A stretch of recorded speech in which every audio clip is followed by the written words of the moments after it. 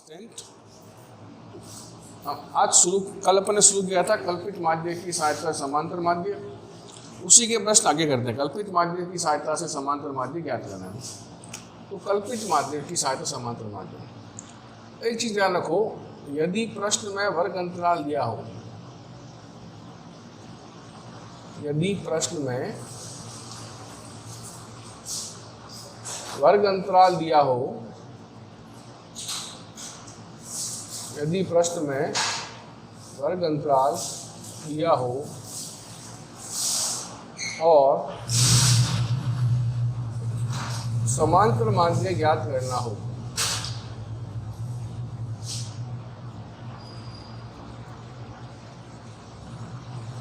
यदि प्रश्न में वर्ग अंतराल दिया हो और समांतर माध्य ज्ञात करना हो, यदि प्रश्न में वर्ग अंतराल दिया हुआ है, अपने को वर्ग अंतराल दिया हुआ है और समांतर माध्य ज्ञात करना है। अब समांतर माध्य में कल्पित माध्य से हो चाहे पद्धति विधि से माध्य हो, लेकिन ज्ञात तो समांतर माध्य ही करना है। यदि प्रश्न में वर्ग अंतराल दिया हुआ हो और समांतर माध्य ज्ञात करना हो, सबसे पहले x ज्ञात करेंगे।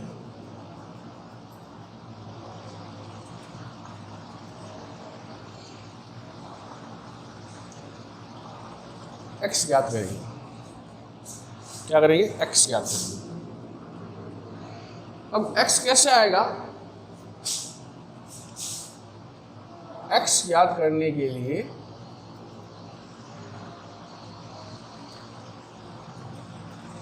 x ज्ञात करने के लिए वर्ग अंतराल को जोड़कर, वर्ग अंतराल को जोड़कर 2 का भाग देंगे। x ज्ञात करने के लिए वर्ग अंतराल को जोड़कर 2 का भाग देंगे। वर्ग अंतराल को जोड़कर, वर्ग अंतराल क्या है? जैसे पहला 0 + 10, 0 + 10 जोड़ लो, 0 में 10 जोड़ा 10 आएगा वापस, 2 का भाग दे दो, कितना आएगा? 5। दूसरा वर्ग अंतराल 10 + 20, 10 से 20 है ना, 10 + 20 कितना हो गया? 30। 30 में 2 का भाग दो, कितना आएगा? 15। पहला क्या आया? 5। दूसरा क्या आया? 15। अब देखो सब में 10 बढ़ रहा है। 0 से 10, 10 की वृद्धि हुई, 10 से 20, 10 की वृद्धि हुई, 20 से 30, 10 की वृद्धि हुई, 30 से 40, 10 की वृद्धि हुई। 10 बढ़ रहा है, 10 जोड़ते रहो, 5, 5 + 10 15, 15 + 10 25, 25 + 10 35, 35 + 10 45। ये आ गया हमारा x। आगे x। अब कौन सा माध्य ज्ञात करना है? कल्पित माध्य की सहायता से समांतर माध्य ज्ञात करना है। कल्पित माध्य की सहायता से समांतर माध्य। तो कल्पित माध्य में d ज्ञात करते हैं। कल्पित माध्य में d ज्ञात करेंगे। कल्पित माध्य में d ज्ञात करेंगे। कल्पित माध्य में क्या करना है? कल्पित माध्य में d ज्ञात करना है। कल्पित माध्य में क्या करेंगे? कल्पित माध्य में d ज्ञात करेंगे। d ज्ञात करेंगे। d बराबर क्या होता है? x - a। d बराबर क्या होता है? d बराबर x - a। d बराबर क्या होता है? d बराबर x - a होता है। d बराबर क्या होगा? d बराबर x - a होगा। कल्पित माध्य में d ज्ञात करते हैं। d कैसे आएगा? d बराबर x - a। d कैसे आएगा? d बराबर x - a। तो d बराबर x - a, x तो हमारे पास ही रहा, 5, 15, 25, 35, 45, x तो बड़ा है। अब a किसको मानना है? x में सबसे छोटी संख्या, x में सबसे छोटी संख्या यदि प्रश्न में a नहीं दिया हो,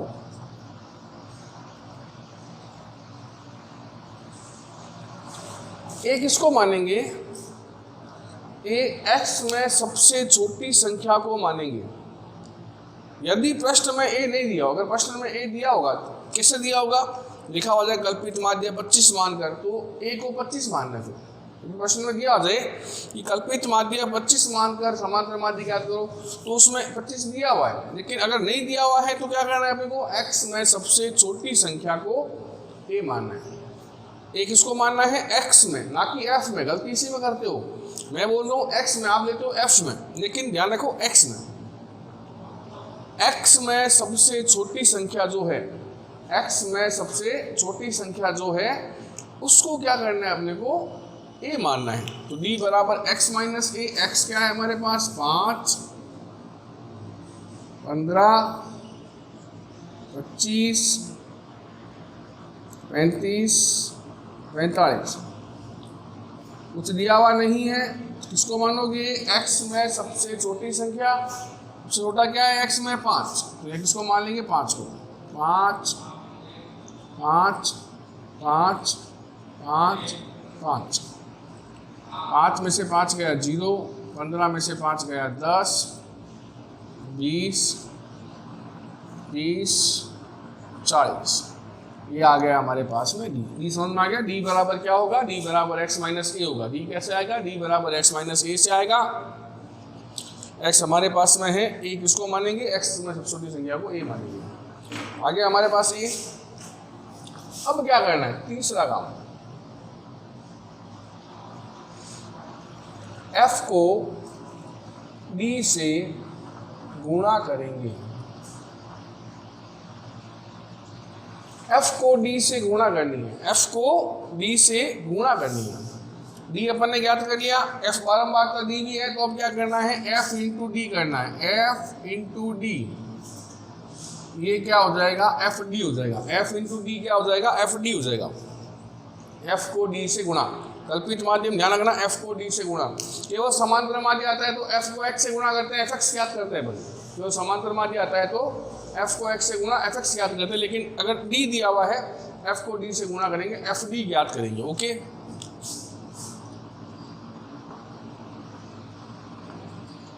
अब f को d से गुणा करते हैं। f में क्या है, 9, 12,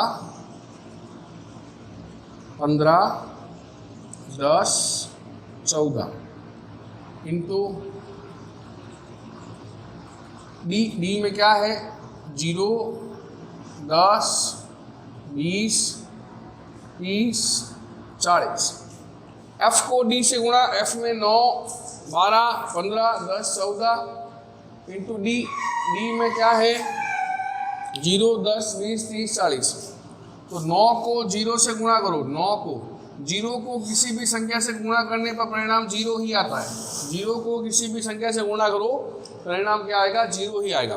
12 इंटू 10 क्या आ गया, 120 आ गया। 15 दूनी कितना आ गया, 30, 300 आ गया। यहाँ पर भी कितना आ गया, 300 आ गया। और यहाँ कितना आ गया, 560 हो गया। गुणा f को d से गुणा कर लिया, fd याद कर लिया। अब सूत्र क्या आएगा वो याद करना पड़ेगा आपको। तो माध्य m बराबर a प्लस सिग्मा fd बटा sigma f, a plus sigma fd बटा sigma f। a plus, a किसको मान रहे अपन, इसको माना अपन है x में सबसे छोटी संख्या को ही माना था अपन है। माध्य m बराबर क्या आएगा, a प्लस सिग्मा fd बटा सिग्मा f। तो fd को जोड़ना है। सिग्मा कब लगाते हैं, जब योग करते हैं। सिग्मा कब लगाते हैं, जब योग करते हैं। fd को जोड़ लो, 0, 6, 2, 8, 3, 1, 4, 3, 7, 5, 12। कितना fd आया, 1280। कितना fd आया, 1280। अब जोड़ना है f को, सिग्मा f। सिग्मा कब लगाते हैं, जब योग करते हैं। 9, 2, 11, 5, 16, 4, 20, 4, 2, 6। कितना आ गया, 60 आ गया। तो लगा दो अब। तो समांतर माध्य, कल्पित माध्य से समांतर माध्य है। कल्पित माध्य की सहायता से समांतर माध्य क्या करोगे, a प्लस सिग्मा fd बटा sigma f, a plus sigma fd बटा सिग्मा f। a कितना है, a हमारे पास में आया था, x में सबसे छोटी संख्या ली थी 5, एफ डी कितना है 1280, एफ कितना है 60। तो पहले 0 0 काट दो। अब क्या आ गया, एम बराबर 5 प्लस 128 बटा 6। 128 में 6 का भाग लगा दो। 6 दूनी 12, 0 8 उतार लिया, 6 एकम 6, 2 20 पॉइंट लगा दिया, 6 3 18, फिर 2 20, फिर 6 3 18 चलता रहेगा। अक्षर भाग तो ये चलता रहेगा। तो क्या है 21.33, 5 प्लस 21.33। यहाँ पॉइंट के बाद तीसरी संख्या 5 से कम है, इसलिए हटा दिया मैंने इसको। पॉइंट के बाद अगर तीसरी संख्या 5 या 5 से कम हो, सॉरी 5 से कम हो, उसको हटा देंगे, और 5 या 5 से बड़ी हो तो उसमें आगे एक जोड़ देंगे। तो यहाँ 5 से कम है, इसको हटा दिया था। कितना 21.33 जोड़ लो, 21 और 5 26 हो गया, 26.33। ये क्या आ गया इसका कल्पित माध्य की सहायता से समांतर माध्य। इसके और सवाल करेंगे, अभी शुरुआत की अपन ने इसकी, बहुत टॉपिक है ये। आज के लिए इतना ही, कल करेंगे। धन्यवाद।